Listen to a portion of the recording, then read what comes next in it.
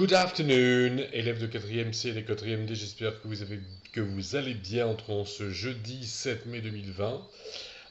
J'ai une petite annonce à vous faire avant toute chose, c'est que je vais être obligé dorénavant de noter des travaux que vous allez faire en ligne, enfin en ligne et que vous allez faire à distance, parce que pour des raisons de santé qui me rendent vulnérable plus que la majorité des gens au coronavirus et sur injonction médicale, je reste confiné jusqu'à la fin de la période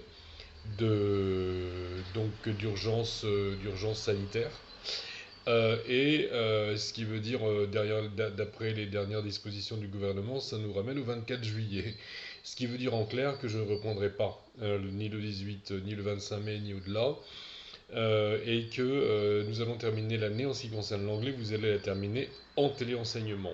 À moins qu'il y ait un miracle, que le coronavirus disparaisse et que je fasse la fin de l'année, mais c'est quand même mal parti.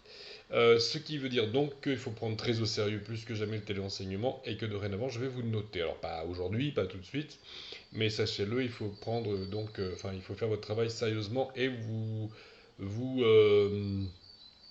attendre justement à des travaux qui vont vous permettre de terminer les évaluations du second semestre à distance, donc en téléenseignement. Voilà tout. Pour ceux qui se posent des questions, oui, je peux vous le dire, c'est que j'ai une très forte tension artérielle et que ça me rend effectivement, au cas où j'attrape le coronavirus, ça serait pas du tout anodin, ça pourrait être dramatique. Donc du coup, je reste en situation de confinement, on va dire. Voilà. Enfin dramatique, je veux dire, oui, c'est quand même plus délicat avec avec une forte tension artérielle que sans, quoi. Donc du coup, on m'a demandé de rester tranquille. Voilà, donc forcément, ça a des conséquences professionnelles, donc des conséquences pour vous.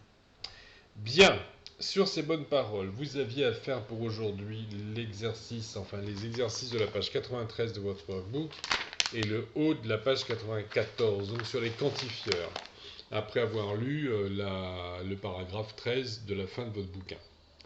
Alors, vous prenez, s'il vous plaît, votre workbook à la page 93. S'il le faut, vous arrêtez quelques secondes votre vidéo, enfin cette vidéo, et vous allez prendre votre workbook page 93. Voilà. Alors, les quantifieurs. Lis la liste des phrases suivantes, puis complète le tableau ci-dessous avec les mots soulignés qui permettent de parler de quantité. Première phrase. Is it true that all Australians are good surfers? Est-il vrai que tous les Australiens sont de bons surfeurs? All, tout. Ça peut être tout T-O-U-T. I've eaten all the cake. J'ai mangé tout le gâteau. Ça pourrait être aussi the whole cake, le gâteau entier. Whole, vous connaissez déjà, on l'a vu en début d'année. All Australians, tous les Australiens, T-O-U-S. La deuxième phrase, la phrase suivante.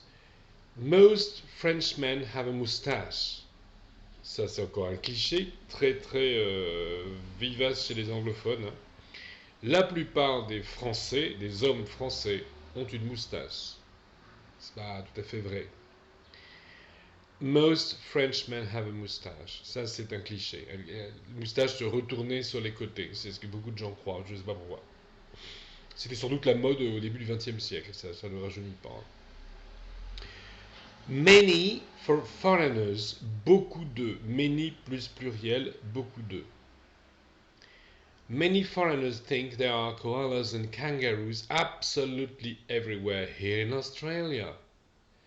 Beaucoup d'étrangers pensent qu'il y a des koalas et des kangourous absolument partout ici en Australie. Australia, vous avez sans doute noté sur le document audio que les Australiens prononcent Australia. Ils prononcent le A en anglais, ils le prononcent A bien souvent à la française, ce qui peut surprendre.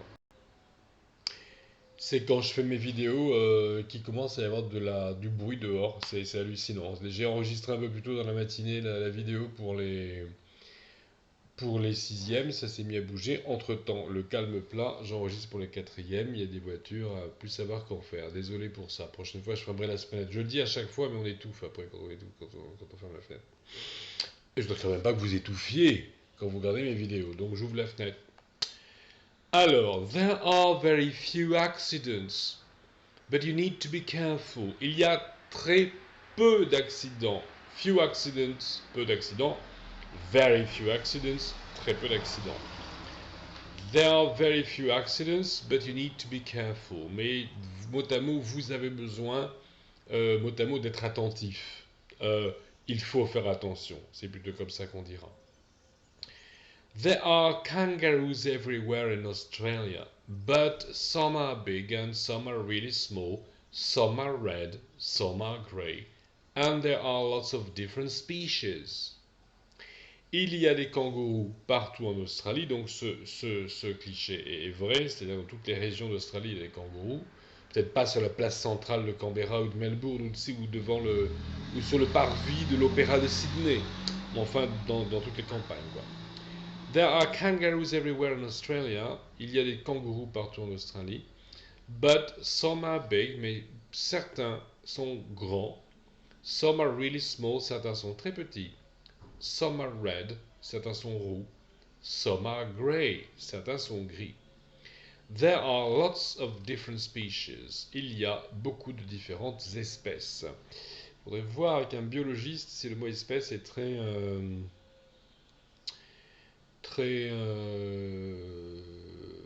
approprié ici, parce que c'est plutôt les kangourous qui sont une espèce avec des sous-espèces. Enfin bref, il faudrait se renseigner. Enfin, en tout cas, species veut dire une espèce animale. Et comme on l'a vu la dernière fois, ça se prononce species, avec le son ch.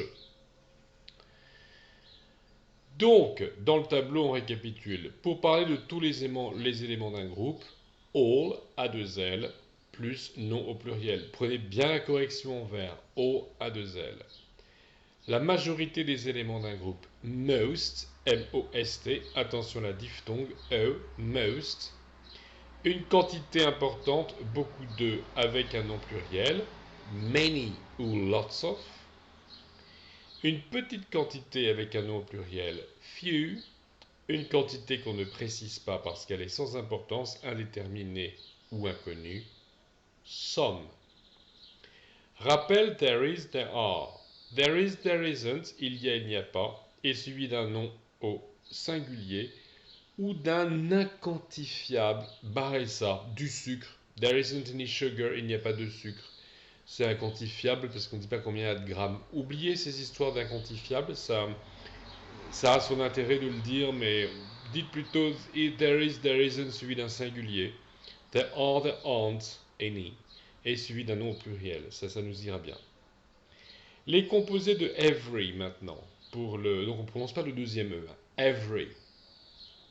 Les composés de every. Tu as déjà vu que pour parler d'une ou de plusieurs personnes indéterminées, on ne sait pas de qui il s'agit, quelqu'un, n'importe qui, on peut utiliser somebody, anybody.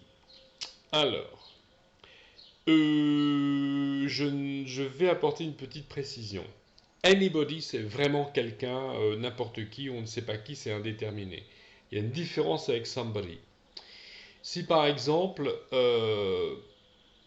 someone, anyone, somebody, anybody, etc. C'est-à-dire,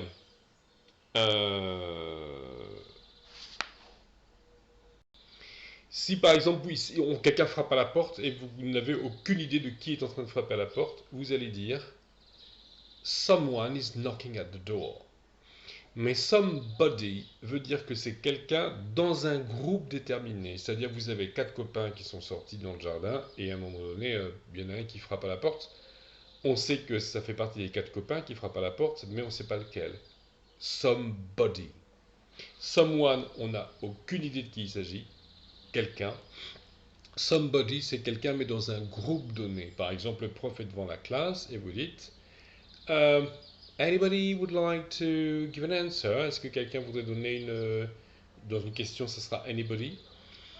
Est-ce que quelqu'un voudrait répondre? C'est anybody, parce que c'est dans le groupe de 25 ou 30 personnes qui sont en face de lui. Hein? Donc je répète, somebody c'est dans un groupe, c'est quelqu'un dans un groupe déterminé, et someone c'est n'importe qui. Dans l'univers, on a le choix entre les 7 milliards de personnes qui, au moment où nous parlons, peuplent la planète. 7 milliards et demi même maintenant. Alors, observe ces phrases, souligne les autres composés de every et complète le tableau. Alors, good morning everyone and welcome to Listen to Australia. Bonjour tout le monde et bienvenue à Écouter l'Australie. Everyone associates my country with chocolate. Tout le monde associe mon pays avec le chocolat. Observe ces phrases, souligne les autres composés de every. Everyone, everybody. Alors, there are kangaroos everywhere in Australia, but there are a lot of different species everywhere, il faut souligner. Do you like everything that is typically French? I don't. Est-ce que vous aimez tout ce qui est typiquement français? I don't. Traduction en français, non. On ne peut pas dire je ne pas. D'accord? Donc non. Alors, avec, pour parler de toute personne, tout le monde, someone ou everyone, d'un endroit, everywhere, et toute chose, everything. D'accord? Voilà.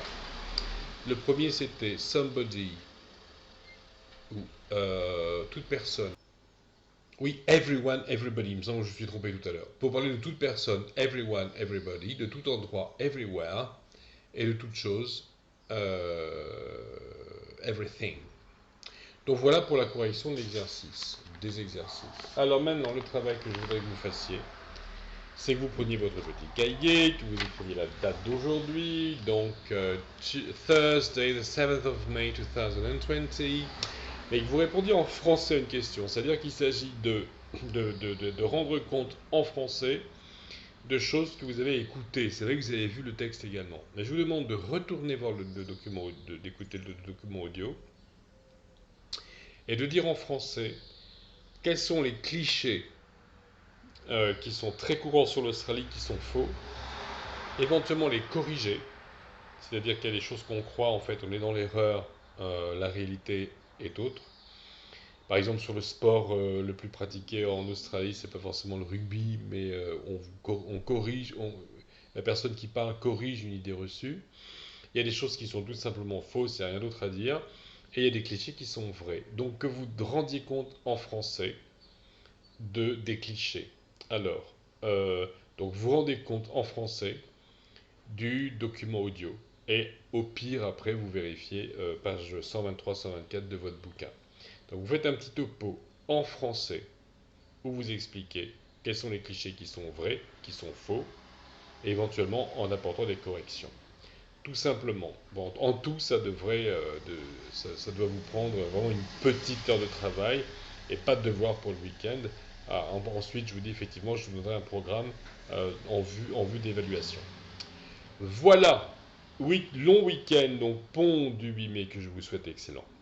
Bye bye.